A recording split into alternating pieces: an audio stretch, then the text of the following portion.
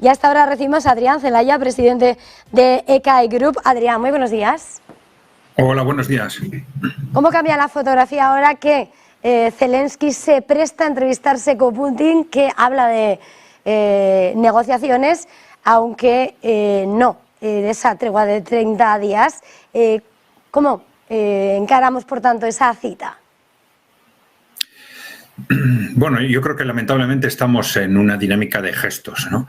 Pero las realidades son, yo creo que desgraciadamente son todavía muy distantes los posicionamientos, ¿no? Demasiado distantes como para que se llegue a acuerdos de fondo, salvo imprevistos, evidentemente, ¿no? Las posiciones son radicalmente distintas. Rusia, por un lado, tiene la perspectiva de que tienen ganada la guerra de desgaste, parten de esa constatación, que es algo que también constató el equipo de Donald Trump cuando se acerca al proceso y empezó a reprochar a la Unión Europea falta de realismo. Se referían exactamente a esto, no ser conscientes de lo que realmente ha sucedido en el campo de batalla, ¿no? Entonces, Rusia tiene ganada la guerra de desgaste, pero no ha entrado todavía en la segunda fase de despliegue territorial de esa guerra de desgaste, pero esto es cuestión de tiempo para ellos, ¿no? Sin embargo, para Zelensky, pero más que para Zelensky, para las potencias europeas que están detrás del gobierno de Ucrania, la victoria rusa en este conflicto es algo inaceptable, porque tienen miedo a las consecuencias ideológicas y políticas de esta victoria, y esto está llevando a posiciones muy radicalizadas y muy alejadas efectivamente de la realidad. Entonces, en ese contexto es muy difícil que haya acuerdos de fondo. Lo más previsible es que esos acuerdos se consigan cuando, después de o prolongarse o romperse las negociaciones, pues o ahora o dentro de unos meses, pues se produzca como consecuencia del propio desgaste del ejército ucraniano, que ya está sufriendo pequeños colapsos en distintas secciones del frente, o por el colapso interno del propio gobierno, o por los avances territoriales de Rusia, pues ya entremos en esa fase de colapso que dé lugar a la más que probable rendición o capitulación por parte de Ucrania. Se le dé ese nombre o no se le dé, ¿no?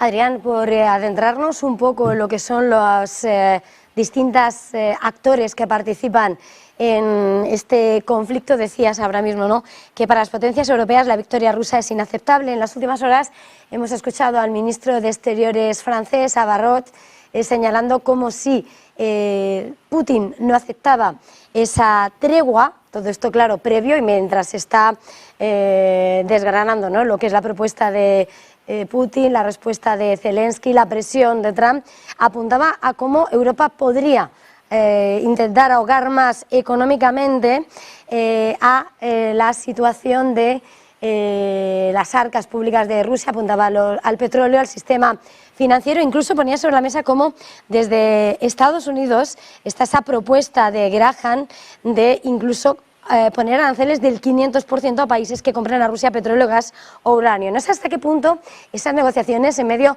de lo que es la absoluta presión y voz discrepante de Europa, pueden callarse, o cómo hay que hacer la lectura de todas esas voces que se van introduciendo.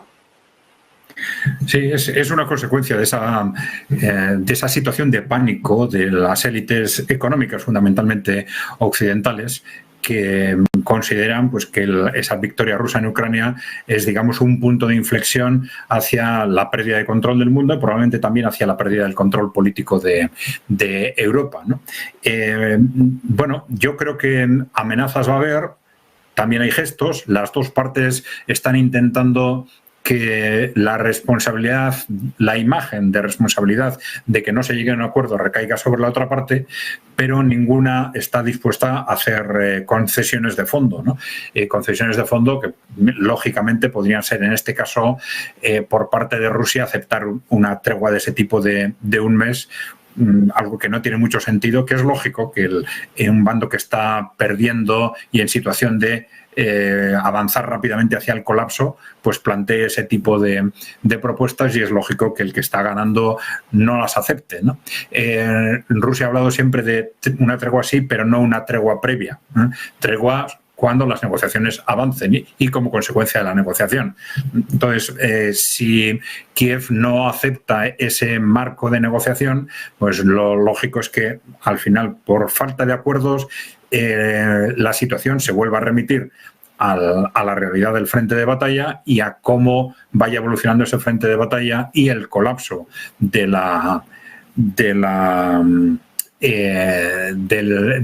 ejército y del gobierno ucranianos, y siempre teniendo en cuenta la importancia que puede tener la posición última de Estados Unidos en todo esto. Es decir, Estados Unidos no puede definir quién va a ganar la guerra, porque eso está en manos de Rusia, y cuál va a ser el final desde un punto de vista territorial, etcétera, eso está en manos de Rusia, pero Estados Unidos sí puede tener un papel importante en la duración del conflicto, en la medida en que retiren o no retiren, o retiren parcialmente las ayudas al esfuerzo militar de Kiev, ¿no?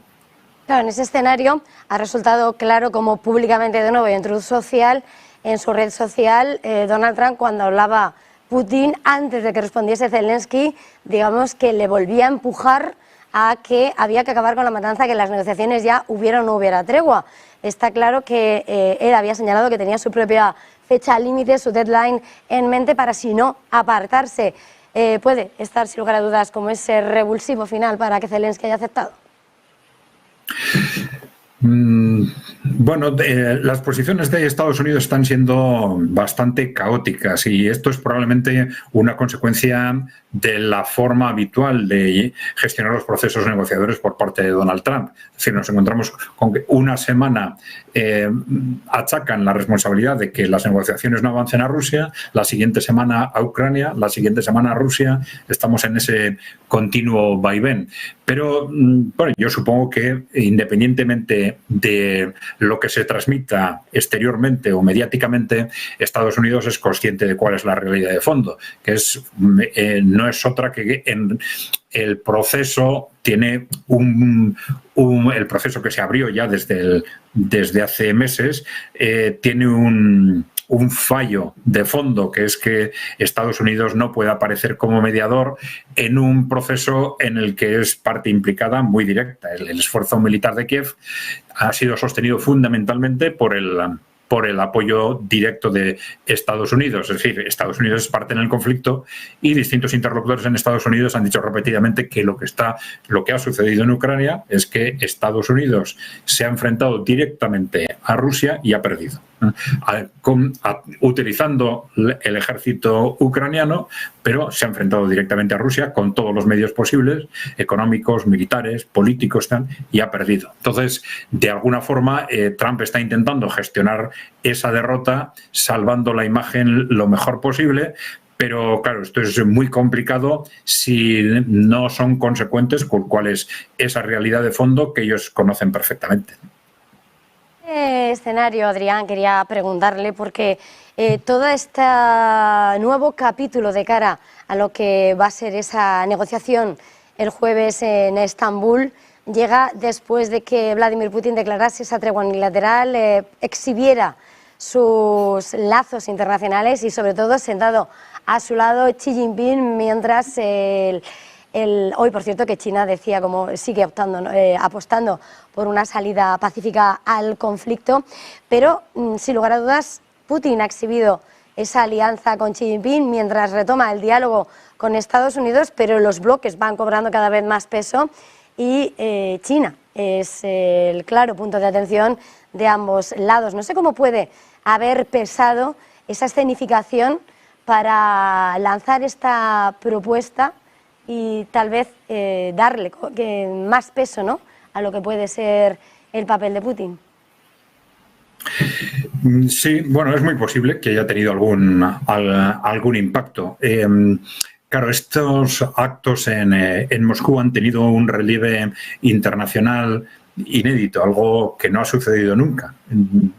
es evidente que el 80 aniversario de la victoria soviética en la Segunda Guerra Mundial no es lo mismo que el 79 o el 81, simplemente por ser una cifra redonda, pero es evidente que el impacto mediático ha sido muchísimo mayor, desproporcionadamente mayor que el de otros años, y ahí incide evidentemente el contexto de la guerra de Ucrania, pero que también existía en años anteriores.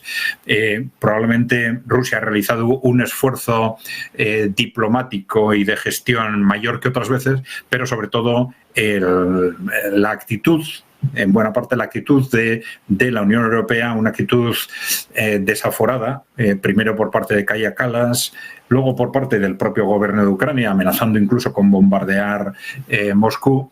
Esto ha generado una reacción y también un impacto mediático en el conjunto del mundo impresionante. Entonces, bueno, es muy posible que sí, que Vladimir Putin, el gobierno de Rusia, se hayan sentido fortalecidos y que esto les haya ayudado a abrir el proceso que están planteando en Turquía. De cualquier forma, seguimos, yo creo, con una estrategia de imagen por los dos lados. Probablemente en Turquía saldrán propuestas por parte de Rusia que Ucrania no aceptará, porque Ucrania las aceptará solo en la medida en que reciba instrucciones en ese sentido de las potencias europeas, que están muy endurecidas en este momento, y salvo sorpresas, pues yo creo que o continuará un proceso negociador sin resultados o se romperá el proceso de negociador, todo, ya digo, mientras no cambien sustancialmente las posiciones de fondo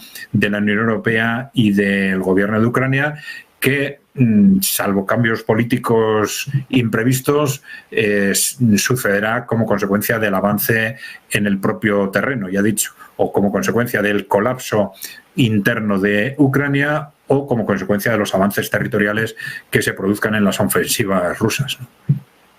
Entre tanto, Adrián, en el campo de batalla seguimos asistiendo a lo que siguen siendo los ataques y un escenario donde además las propuestas que hemos ido conociendo hasta ahora por parte de Putin es en consolidar lo que territorialmente se haya alcanzado en el campo de batalla. ¿Hasta qué punto pueden impactar o no en esas conversaciones esos ataques que continúan en el frente de batalla, o ya es algo que pasa a un segundo plano por la necesidad de buscar una salida al conflicto?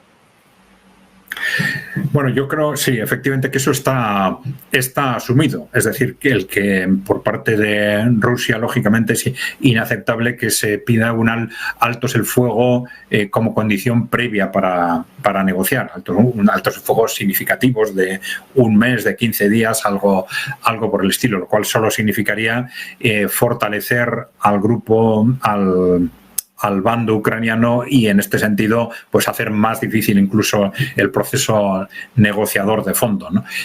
Rusia está avanzando pues en la dinámica en la que ha avanzado en los últimos meses, de forma continuada en distintos puntos del frente, pero tampoco sin demasiada prisa por conseguir avances territoriales. La gran cuestión y lo que desconocemos es, claro, dentro de esa estrategia de guerra de desgaste se intenta maximizar el esfuerzo de desgaste del enemigo y retrasar las estrategias de avance territorial, que son las que más coste tienen desde el punto de vista de personas y de material.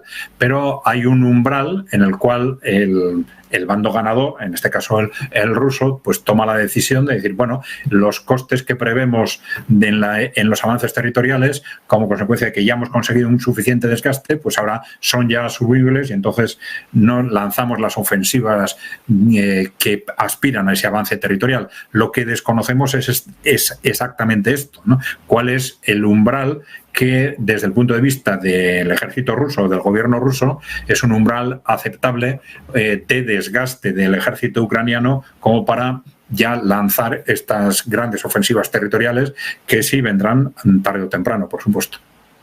Pues una vez más ha sido un verdadero placer. Gracias, Adrián Celaya, presidente de CAE Group. Buen día, buen negocio. Muy bien, gracias a vosotros. Un saludo.